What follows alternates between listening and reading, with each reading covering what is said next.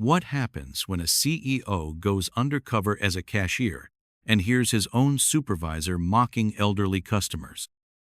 Ethan Caldwell had built his grocery chain from the ground up, expanding from a single store to 12 locations across the state. He had always prided himself on customer service, but lately, something felt off. Complaints were rising. Long lines, rude employees, and worst of all, reports that elderly customers were being mistreated. Corporate reports didn't give him the full picture. He needed to see for himself. So, he disguised himself, shaving his well-groomed beard into rough stubble, wearing thick-rimmed glasses, and trading his tailored suits for a plain polo and khakis. His name tag read Eric. Since many of his employees had never met him in person, blending in wouldn't be hard. Ethan chose the worst-performing location, a mid-sized store in a suburban neighborhood. The store manager, Rick, had been with the company for years, but complaints about his leadership had grown, and Ethan wanted to see if the issues were real or just overblown. On his first day, the assistant manager, Lisa, showed him around. She seemed tired but kind, explaining the basics while juggling a dozen other tasks. The registers freeze sometimes, so be patient, she said, then hesitated. And if you hear Rick say something, just ignore him. That wasn't a good sign. Ethan spent the next few hours ringing up customers. Most were polite, though a few were impatient. He didn't mind. What bothered him was how tense the employees seemed, constantly glancing toward Rick's office. Then he saw why. Rick, a stocky man with a permanent scowl, stomped out of his office toward the registers. He hovered near Ethan, watching him work. Then an elderly woman approached with a small basket of groceries. She moved slowly, carefully placing each item on the conveyor belt. Rick sighed loudly. Here we go again. Ethan frowned. Everything okay? Rick scoffed. These old folks take forever. They count their pennies, ask dumb questions, and then hold up the line. I swear they should have their own damn store. Ethan's stomach twisted. The woman, hearing him, looked embarrassed. She fumbled with her purse, her hands shaking. I am sorry, she murmured. I just need a moment. Rick gave a fake smile. Take your time, ma'am, he said, his voice dripping with sarcasm. Then, under his breath, he muttered, Not like anyone else has places to be. Ethan clenched his jaw. His heart pounded. This was worse than he expected. Lisa, standing nearby, shot Ethan an apologetic look but said nothing. She looked afraid. Ethan forced himself to stay calm. He finished ringing up the woman's groceries and gently placed them in her cart. Take your time, ma'am, he said sincerely. No rush at all. She smiled at him gratefully and shuffled away. Rick shook his head. You'll learn, kid, he said. These seniors are a waste of time. They spend money and they slow everything down. Ethan wanted to snap right then and there, but he had to see how deep this problem went, so he stayed quiet for now. Ethan forced himself to keep working, though his hands tightened on the register. Rick's words echoed in his head. Was this how customers were treated when he wasn't around? He watched carefully as the shift continued. The employees weren't lazy. They were overworked and anxious. Lisa managed the floor almost entirely on her own. The cashiers flinched whenever Rick passed by, and the stock clerks moved quickly, avoiding his gaze. Ethan noticed something else too. The schedules taped to the break room wall had strange patterns. Certain employees worked relentless shifts while others had scattered, inconsistent hours. The names with the worst schedules were the same people Rick treated coldly: older employees, quieter workers, and anyone who didn't laugh at his jokes. Then there was Lisa. She worked non-stop, covering for missing staff, handling customer complaints, and even stocking shelves between tasks. Ethan saw her rub her temples, exhaustion clear on her face.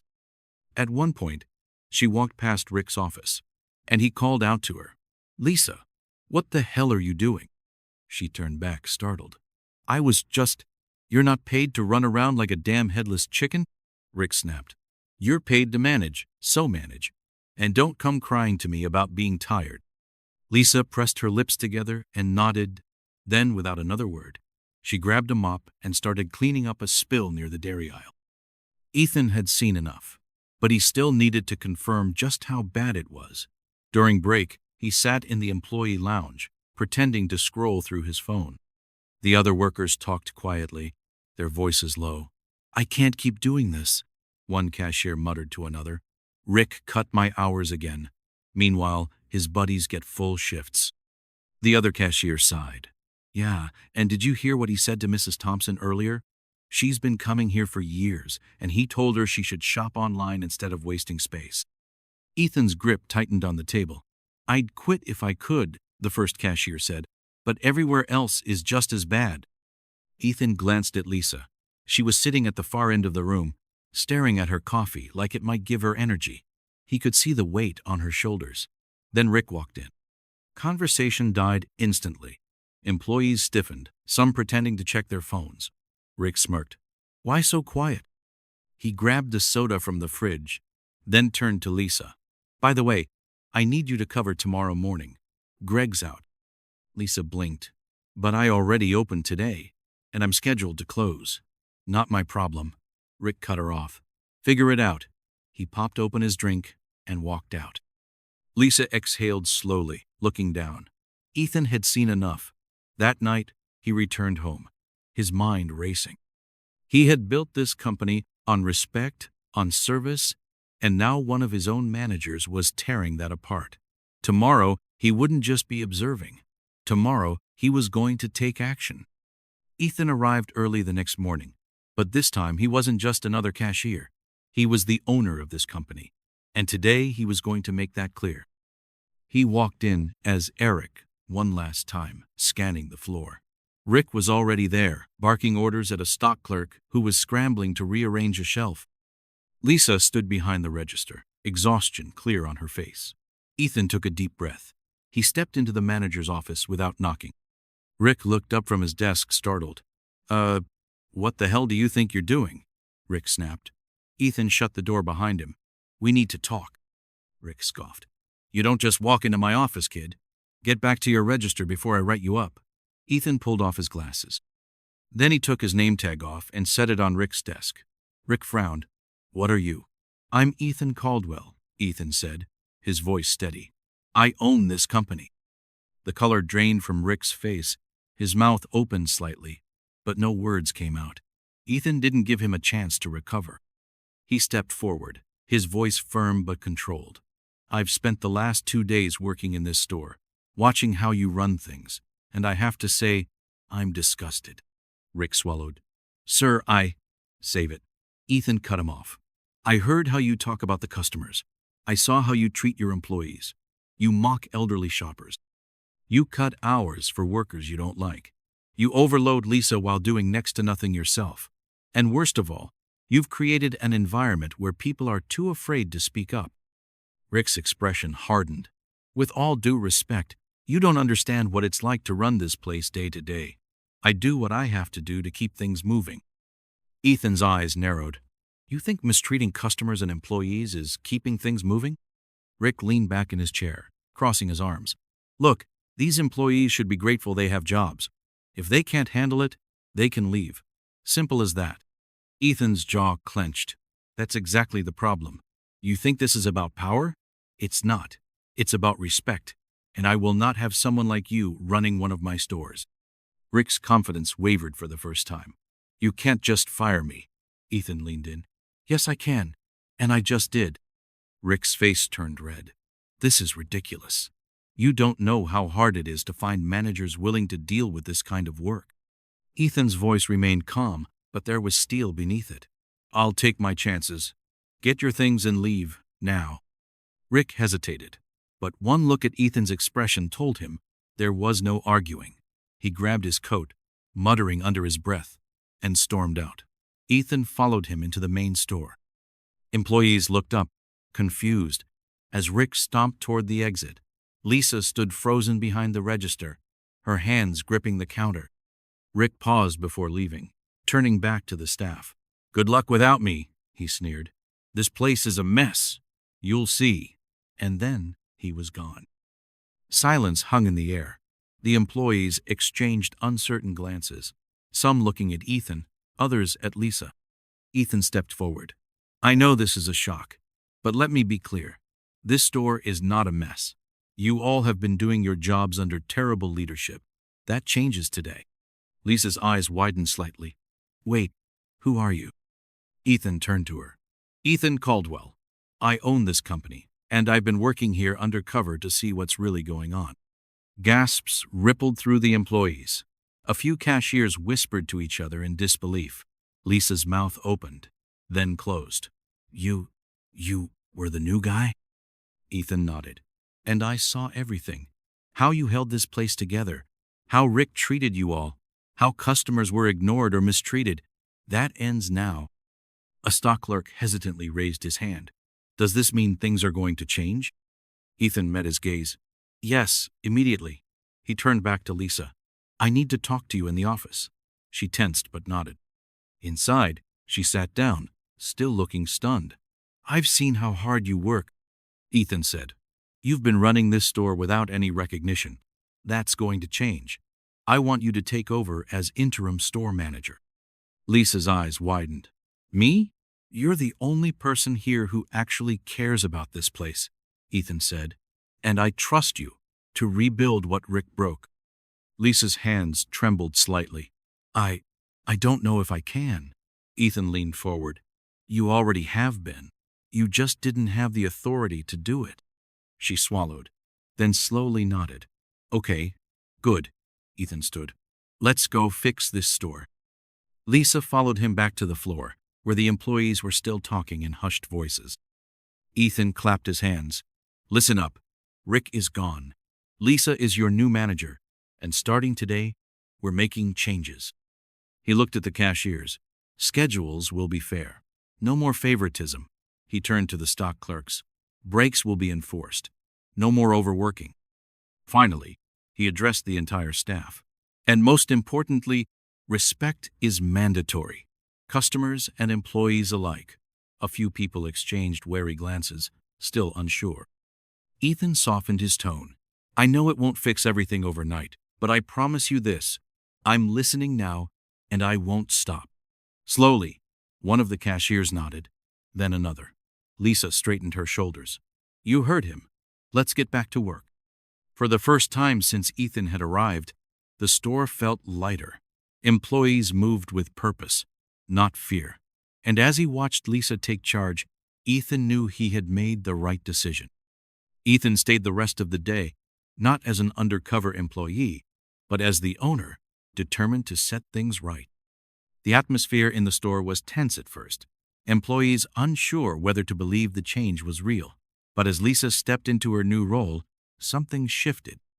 She moved with quiet confidence, checking in on cashiers, making sure stock clerks had help, and enforcing breaks that had long been ignored. Employees who had worked in fear now started to breathe a little easier. Ethan watched carefully, stepping in where needed but letting Lisa lead. She had earned this. By midday, he called a meeting in the break room. Employees filed in cautiously, unsure of what to expect. Lisa stood beside him, still adjusting to her new role but standing taller than before. I know the past few months have been rough, Ethan began, and I know some of you are skeptical that anything will actually change. But I didn't just fire Rick for show. Changes are coming, and I want to hear from you. A silence hung in the air. Then one of the cashiers hesitantly raised her hand. We've heard this before, she said carefully. Management says things will change, but then nothing does. Ethan nodded. I get it. Words mean nothing without action. That's why I'm not just here today. I'll be checking in regularly, and I want you all to hold Lisa and me accountable. Another employee, a stock clerk, crossed his arms. You say you're listening, then answer this. Why did it take you so long to see what was happening? Ethan met his gaze without hesitation. Because I got too far removed. I trusted reports and numbers instead of seeing things firsthand. That was my mistake, and I won't make it again. The stock clerk studied him for a moment, then gave a slight nod. Lisa stepped forward. Look, I know I was just the assistant manager before, and I didn't always have the power to fix things. But I promise you, I'm going to fight for this store and for all of you. For the first time, there was a flicker of hope in the employee's eyes. Ethan took a breath. Here's what's happening immediately. First, we're reviewing schedules to make sure they're fair, no more playing favorites. Second, everyone will get proper breaks, no exceptions. Third, I'm bringing in a regional support team to help Lisa stabilize things. A murmur ran through the group. One of the older employees, a cashier who had been with the company for years, spoke up. And the customers? Especially the older ones? Ethan's expression hardened. They will be treated with respect. Always. The cashier nodded approvingly. Ethan took a step back. This is just the beginning. There's more work to do, but I need you all to help shape this change. I can't do it alone. There was a long pause. Then, slowly, one of the cashiers clapped. Another followed.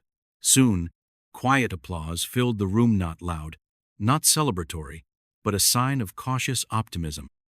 Lisa exhaled, a small smile forming. After the meeting, Ethan stayed on the floor, speaking with employees one-on-one. He took notes, asked questions, and most importantly, listened. He learned about the small frustrations, the broken register that had been ignored for months, the outdated scheduling system, the lack of clear communication from corporate. Small things. But small things added up. By closing time, the store already felt different. Employees weren't looking over their shoulders. Customers were being helped with genuine care. And Lisa. Lisa was stepping into the leadership role as if she had been meant for it all along. As Ethan locked up with her at the end of the night, he turned to her. You did good today. Lisa let out a breath. It still feels unreal. You've earned it, he said simply. Then with a small smile, think you can handle it without me breathing down your neck? She smirked. I think I can manage. Ethan nodded. I'll be back though. Regularly. No more running this company from a distance. Lisa studied him for a moment, then extended her hand. Then I guess we have a deal, boss. Ethan shook it. As he walked to his car, he glanced back at the store. It wasn't perfect yet. It wouldn't be overnight. But tonight, he knew this was the company he had always meant to build, and this time, he would make sure it stayed that way. Ethan didn't waste time the next morning. Before heading to corporate, he made an unannounced stop at another store in his chain, one with high customer satisfaction and strong employee morale. He needed to see the contrast. Walking in, he immediately noticed the difference. The aisles were well stocked, the employees moved with purpose, and the atmosphere felt lighter.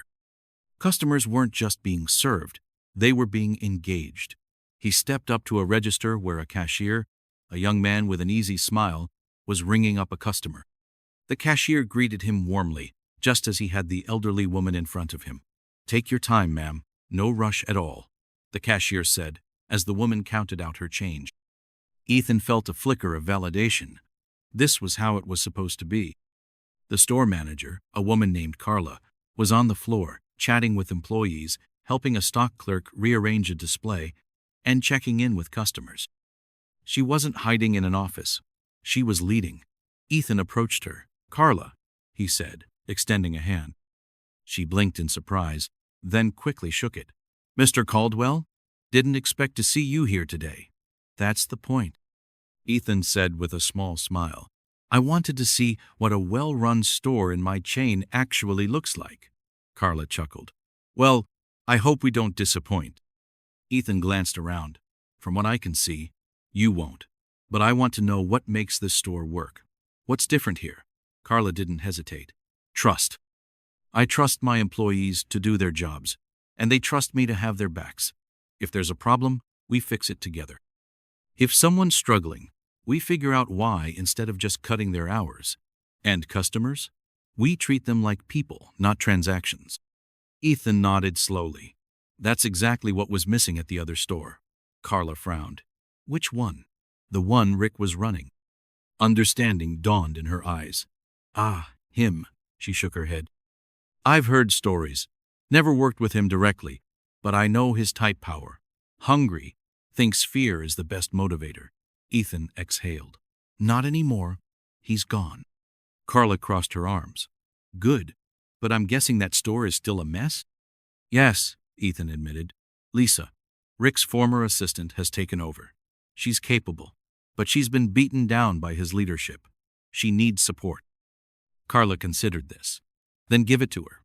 Pair her with someone who knows how to run a store the right way. Give her a mentor.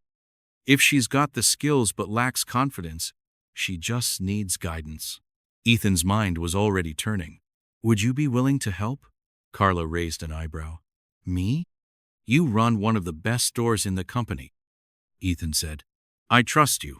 If you're willing, I'd like you to check in at Lisa's store once a week. Help her stabilize things. Pass along what makes this store work. Carla leaned against a nearby counter, thinking, I don't want to step on her toes. You won't, Ethan assured her.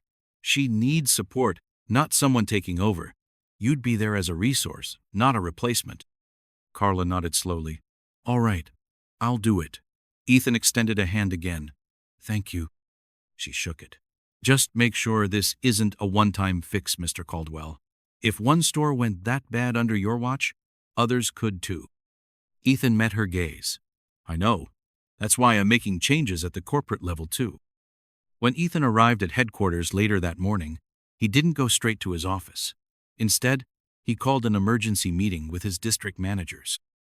They entered the conference room, some looking curious, others wary. Ethan stood at the front, hands resting on the table. Let's get straight to the point.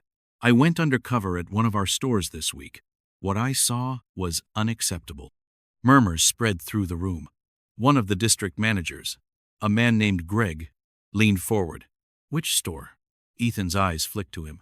The one Rick was running. Greg sighed. I had concerns about him, but his numbers always looked solid.